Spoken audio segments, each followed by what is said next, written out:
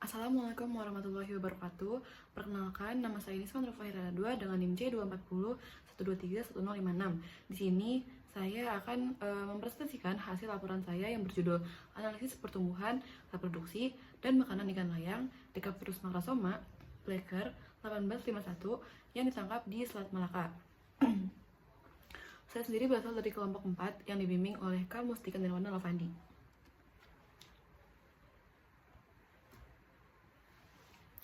Selanjutnya, saya akan menjelaskan secara singkat mengenai latar belakang.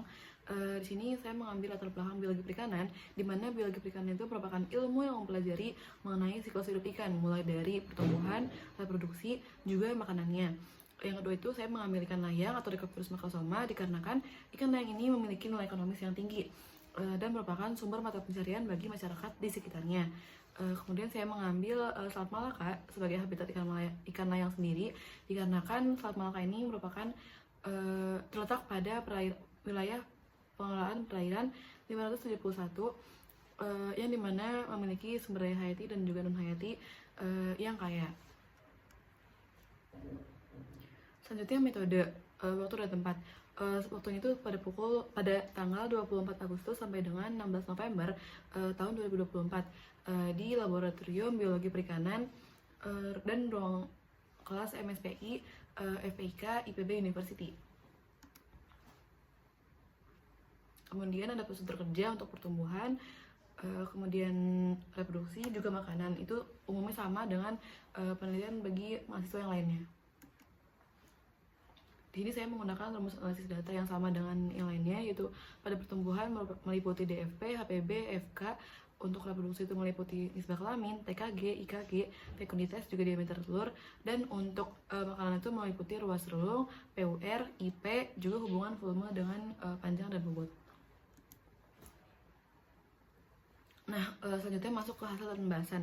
Yang pertama itu hasil pembahasan pada pertumbuhan. Di sini saya akan menjelaskan pertama mengenai DFP atau distribusi frekuensi panjang. DFP ini digunakan untuk mengetahui persebaran dari ikan-ikan yang saya teliti sesuai dengan panjangnya. Untuk di sini tuh yang tertinggi pada selang kelas 202 sampai dengan 211 di frekuensi 35 sampai dengan 40. Sedangkan untuk betinanya itu tertinggi terletak pada selang kelas 192 sampai dengan 201. Dan untuk jantannya itu terletak pada selang kelas 212 sampai dengan 221. Selanjutnya itu ada HPB atau hubungan panjang dan bobot. Di sini untuk HPB total gabungan itu didapatkan sebesar kurang lebih 76%, sedangkan untuk jantannya itu kurang lebih 76% juga, dan untuk betinanya itu sekitar 79%. Kemudian ada faktor kondisi. Kebetulan untuk faktor kondisi ini datanya kelompok saya mengalami kesalahan dalam pengolahan data sehingga belum bisa menampilkan hasil yang akurat atau hasil yang pas. Kemudian ada hasil pembahasan pada bagian reproduksi. Nah, untuk yang pertama itu ada TKG. Untuk TKG betina gabungan didapatkan yang tertinggi itu pada TKG 1 pada selang kelas 126 sampai dengan 138. Sedangkan untuk TKG jantan gabungan itu paling tinggi terletak pada TKG 2 pada selang kelas 172 sampai dengan 181. Nah, untuk TKG 3 untuk TKG gabungan total itu tertinggi pada TKG 1 pada selang kelas 126 sampai dengan 136. Nah, dari grafik-grafik tersebut didapatkan bahwa untuk ikan betina itu ditangkap ketika mereka mengalami TKG tertinggi di TKG 1, sementara untuk jantan itu pada TKG 2. Nah, kemudian ada IKG atau indeks kematangan gonad. Untuk jantan gabungan itu dan betina itu sama pada TKG 1, dan pada IKG rata itu kurang lebih 5 sampai 10.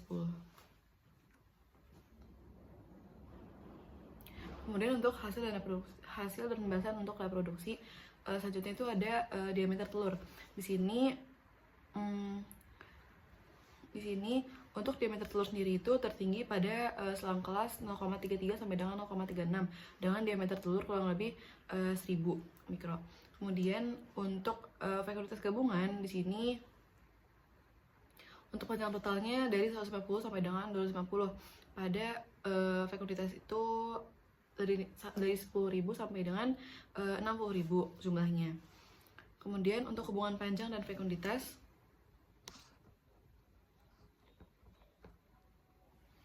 untuk hubungan panjang dan fekalitas itu panjang mempengaruhi fekalitas itu sebesar 1/1,173. Sedangkan untuk hubungan bobot dan fekalitas, bobot itu mempengaruhi fekalitas sebesar 1/0,503. Seperti itu. Selanjutnya ada hasil dan pembahasan untuk makanan.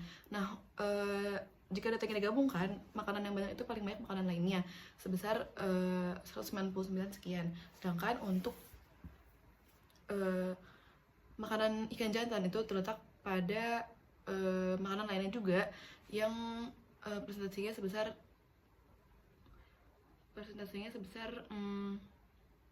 36%. Sementara untuk IP betina itu makanan yang paling banyak dimakan adalah nematoda sebesar 32%.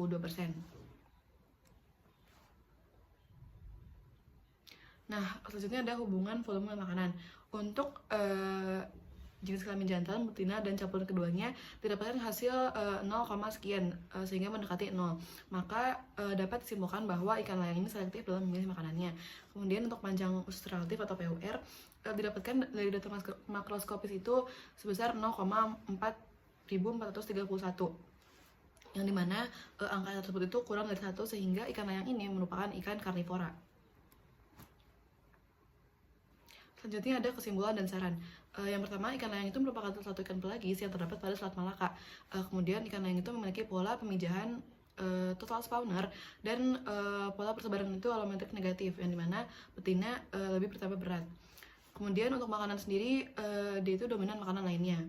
Dan untuk sarannya itu, dengan hasil yang didapatkan, diharapkan bahwa hal tersebut dapat menjadi referensi dan bahan pelajaran bagi penelitian selanjutnya. Terima kasih.